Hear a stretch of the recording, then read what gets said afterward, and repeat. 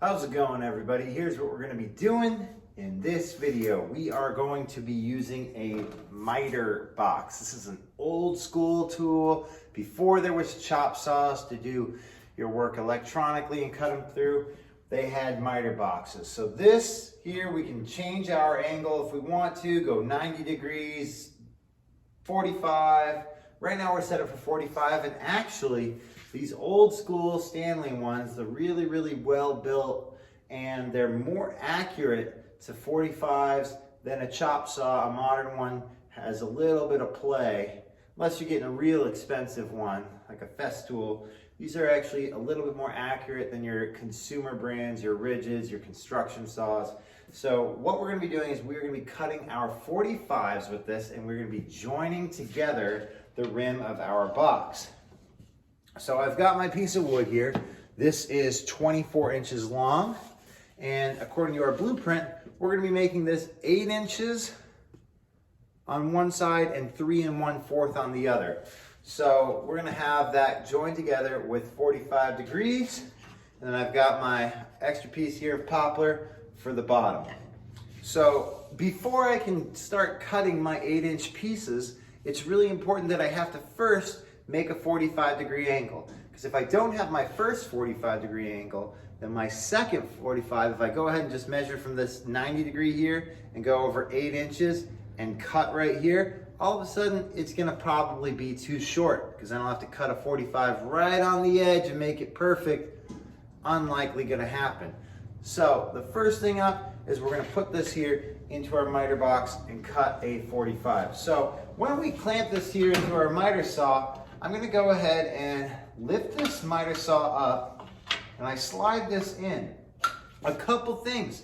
This is gonna put pressure on this, and if I put pressure down, it's gonna lift this up. And so I have to make sure that this is first flat on the level surface here. Second, when I go to clamp this down, I don't wanna put the clamp directly onto my project. Because if I put it right on the project, the pressure from this clamp is so great, it's gonna put a dent into the wood. So for that, I have a scrap piece. I've got this square chunk that's left over. And so it's okay if it puts a dent into that square chunk, which will disperse the pressure and it will hold it in place for me. So this does take, some patience and some coordination. If you're by yourself, it takes a little bit. Sometimes you have to realign it once or twice. If you're with another person, maybe somebody else can hold your wood or hold the saw for you. All right. So this here is clamped down, and this is already set to 45. So all I'm going to do is go back and forth this way. And the weight of the saw is actually going to do the work for me.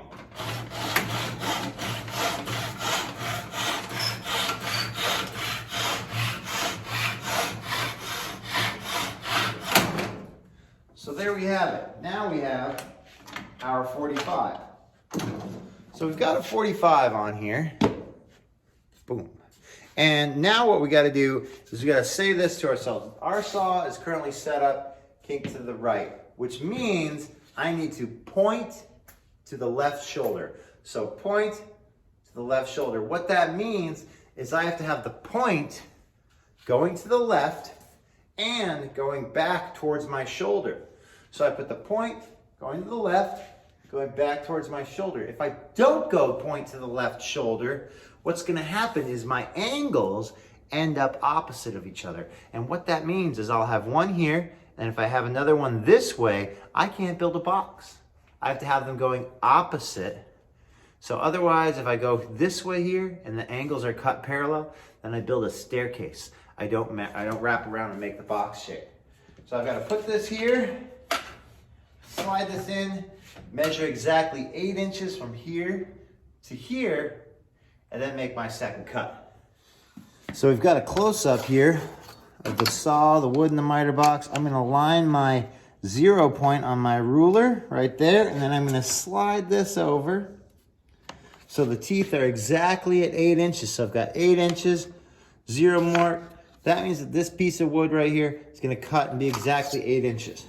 So I'm going to set that down, tighten up my clamp.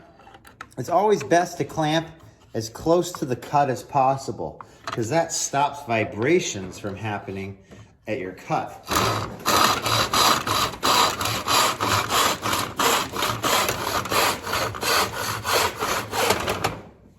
All right, there is our first 8-inch piece of the box. I always encourage, if I just slide this over and I don't flip it and make the point go to the left and back towards my shoulder, I'm gonna have a bad cut. I always encourage people to make their longest cuts first, because if I screw up on my 8-inch cut on my second one or my first one and I make it too short, I can turn this to 2 3 1/4 cuts, which are the other sides of my boxes. So you always want to cut your longest sides of your box first. I'm going to go into time-lapse mode. I'm going to cut another 8-inch, and then I'm going to cut a 3 1/4 and a 3 1/4.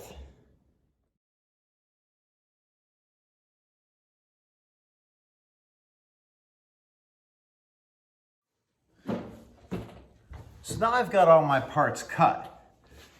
I've got 2 8-inch pieces, a 3 1/4, a 3 1/4, and this is leftover. So if I took this apart and I start to fold this up, I can go ahead and kind of stand this up into a box shape here. All right, we can see it kind of taking form there, which is awesome. So there's my box shape. This here, trash. Get that out of here. We don't need that. All right. So what I'm going to do now, before I glue this together, I want to sand the inside of my box. It's so much easier to sand when it's apart and I can go back and forth, because once it's together, you're going to be knocking into walls. All right, so get yourself a sanding block and your sandpaper and then start sanding. Before we do this though, it's always important to put down a sanding pad, because if we don't put down a sanding pad, then any dents, grit, grime that's on the table from a previous whatever is gonna grind into the backside of our project, which is not good. So we've got these sanding pads here. They're just the foam pads you can click together to make a foam floor, but they work really well for sanding. So I'm just gonna get on here, go back and forth with the grain, so that's with the lines of the grain, and then we're gonna pop this thing together.